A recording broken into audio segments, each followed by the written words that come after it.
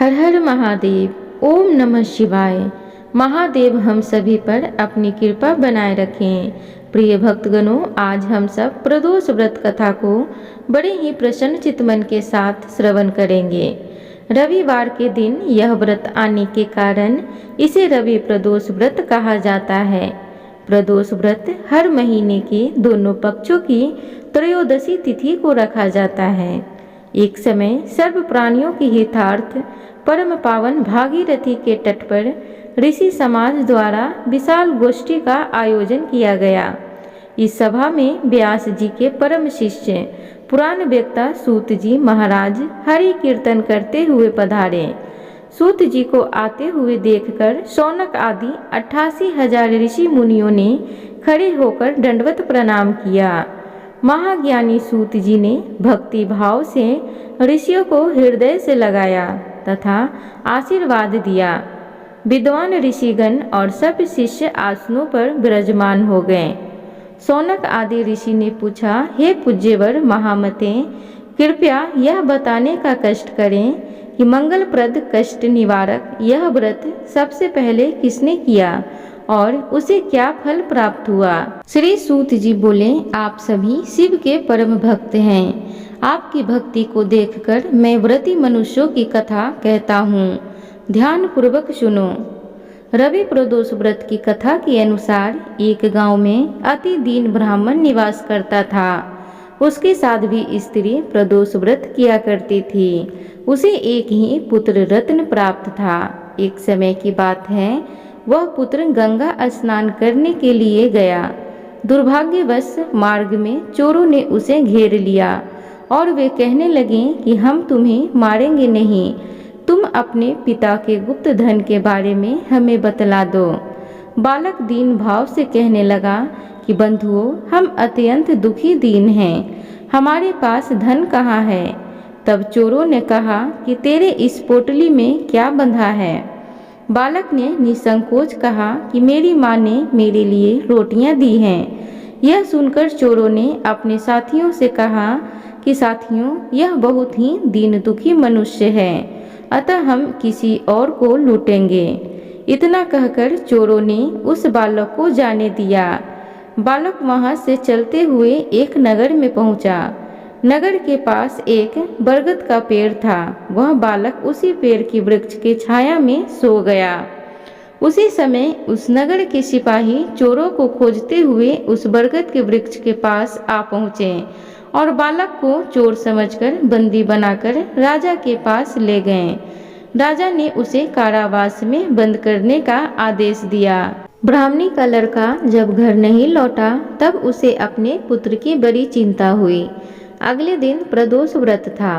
ब्राह्मणी ने प्रदोष व्रत किया और भगवान शंकर से मन ही मन अपने पुत्र की कुशलता की प्रार्थना करने लगी। भगवान शंकर ने उस ब्राह्मणी की प्रार्थना स्वीकार कर ली। उसी रात भगवान शंकर ने उस राजा को स्वप्न में आदेश दिया कि वह बालक चोर नहीं है, उसे प्रातःकाल छोड़ दें, अन्यथा उसका सारा राज्य वैभव नष्ट हो जाएगा। प्रातःकाल राजा ने शिवजी की आज्ञा अनुसार उस बालक को कारावास से मुक्त कर दिया। बालक ने अपनी सारी कहानी राजा को सुनाई। सारा वृतांत सुनकर राजा ने अपने सिपाहियों को उस बालक के घर भेजा और उसके माता पिता को राज दरबार में बुलाया। उसके माता पिता बहुत ही भयभीत थे। राजा ने उन्हें भयभीत देखकर कहा कि आप डरे नहीं, आपका बालक निर्दोष है। राजा ने ब्राह्मण को 5 गांव दान में दिए, जिससे कि वे सुखपूर्वक अपना जीवन व्यतीत कर सके। भगवान शिव की कृपा से ब्राह्मण परिवार आनंद से रहने लगा। अतः जो मनुष्य रवि प्रदोष व्रत को करता है वह सुखपूर्वक और निरोगी होकर अपना पूर्ण जीवन व्यतीत करता है तथा उनके जीवन में खुशहाली आ जाती है। तो एक बार बोलिए हर हर महादेव। एक अन्य कथा के अनुसार पुरातन कथा है कि एक निर्धन ब्राह्मण की स्त्री दरिद्रता से दुखी होकर शांडिल्य ऋषि के पास जाकर बोली, हे महामुनि, मैं अत्यंत दुखी हूँ, दुख निवारण का कोई उपाय बतलाइए। मेरे दोनों पुत्र आपकी शरण में हैं। मेरे ज्येष्ठ पुत्र का नाम धर्म है, जो कि एक राजपुत्र है, और लघु पुत्र का नाम शुचिव्रत है। अतः हम दरिद्री हैं, आप ही हमारा उद्धार कर सकते हैं। इतनी बात सुनकर ऋषि ने शिव प्रदोष व्रत करने को कहा। तीनों प्राणी प्रदोष व्रत करने लगे। कुछ समय पश्चात प्रदोष व्रत आया। तब तीनों ने व्रत का संकल्प लिया। छोटा लड़का, जिसका नाम शुचिव्रत था, एक तालाब पर स्नान करने को गया तो उसे मार्ग में स्वर्ण कलश धन से भरपूर मिला। उसको लेकर वह घर आया। प्रसन्न होकर माता से कहा कि माँ, यह धन मार्ग से प्राप्त हुआ है। माता ने धन देखकर शिव महिमा का वर्णन किया। राजपुत्र को अपने पास बुलाकर बोली, देखो पुत्र, यह धन हमें शिव जी की कृपा से प्राप्त हुआ है, अतः प्रसाद के रूप में दोनों पुत्र आधा आधा बांट लो। माता का वचन सुनकर राजपुत्र ने शिव पार्वती का ध्यान किया और बोला, पूज्य, यह धन आपके पुत्र का ही है। माँ, इसका अधिकारी मैं नहीं हूँ। मुझे शंकर भगवान और माता पार्वती जब देंगे तब लूंगा। इतना कहकर वह राजपुत्र शंकर जी की पूजा में लग गया। एक दिन दोनों भाइयों का प्रदेश भ्रमण का विचार हुआ। वहां उन्होंने अनेक गंधर्व कन्याओं को क्रीड़ा करते हुए देखा। उन्हें देखकर शुचिव्रत ने कहा, भैया, अब हमें इससे आगे नहीं जाना चाहिए।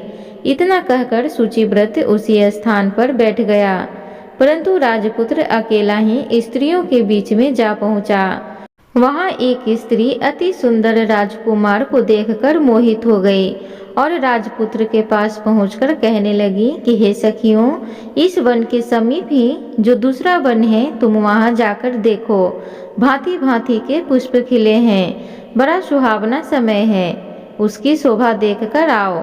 मैं यहाँ बैठती हूँ, मेरे पैर में बहुत पीड़ा है। ये सुनकर सभी सखियां दूसरे वन में चली गईं। वह लड़की सुंदर राजकुमार की ओर देखती रही। इधर राजकुमार भी कामुक दृष्टि से निहारने लगा। युवती बोली, आप कहाँ रहते हैं? वन में कैसे पधारे? किस राजा के पुत्र हैं? क्या नाम है? राजकुमार बोला, मैं विंध्यर्व नरेश का पुत्र हूँ, आप अपना परिचय दें। युवती बोली, मैं विद्रविक नाम गंधर्व की पुत्री हूँ। मेरा नाम अंशुमती है। मैंने आपकी मन स्थिति को जान लिया है कि आप मुझ पर मोहित हैं। विधाता ने हमारा तुम्हारा संयोग मिलाया है। युवती ने मोतियों का हार राजकुमार के गले में डाल दिया।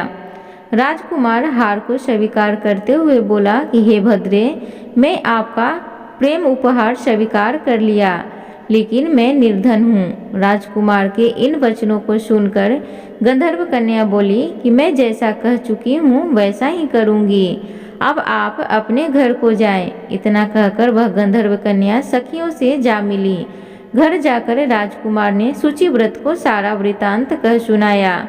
जब तीसरा दिन आया, वह राजकुमार शुचिव्रत को लेकर उसी वन में जा पहुँचा। वहीं गंधर्वराज अपनी कन्या को लेकर आ पहुँचा।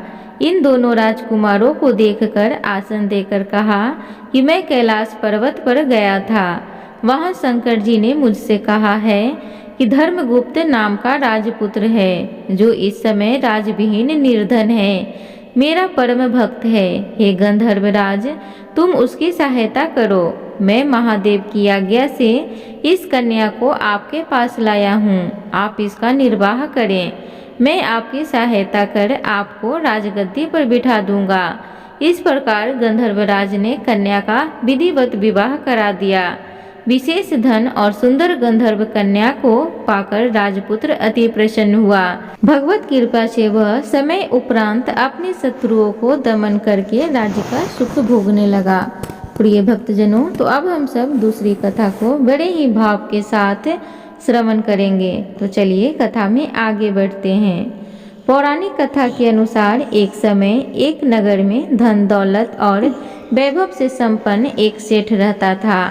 वह सेठ अत्यंत दयालु प्रवृत्ति का था। उसके यहाँ से कोई भी खाली हाथ नहीं लौटता था। वह सभी को जी भरकर दान दक्षिणा भी देता था।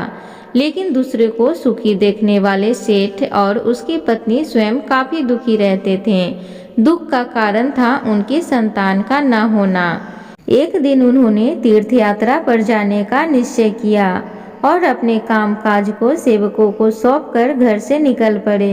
जैसे ही वे अपने नगर के बाहर निकले तो उन्हें एक विशाल वृक्ष के नीचे समाधि लगाए एक तेजस्वी साधु दिखाई पड़ गए। दोनों ने सोचा कि साधु महाराज से आशीर्वाद लेकर आगे की यात्रा शुरू की जाए।